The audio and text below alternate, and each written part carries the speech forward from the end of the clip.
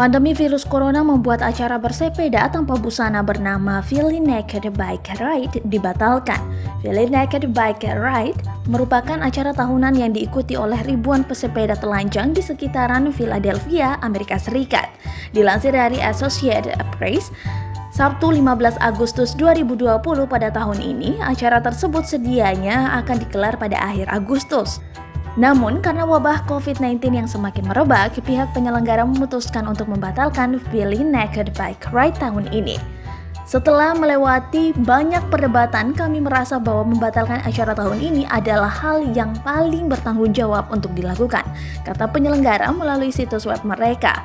Kepada peserta yang sudah mendaftarkan Feeling Naked Bike Ride, mereka mengucapkan permintaan maaf dan berharap dapat berjumpa pada tahun 2021.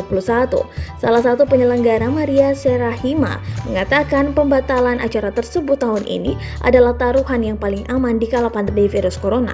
Namun dia berharap tidak orang-orang masih akan terus bersepeda dengan memakai masker tentunya. Acara bersepeda dengan telanjang mulanya untuk mempromosikan body positivity dan memprotes ketergantungan terhadap bahan bakar fosil. Dalam acara tersebut, para pengendara mengayuh sepeda sejauh 16 km sambil menikmati pemandangan seperti Independence Hall, Liberty Bell, dan tangga Museum Seni Philadelphia yang ditampilkan dalam film Rocky.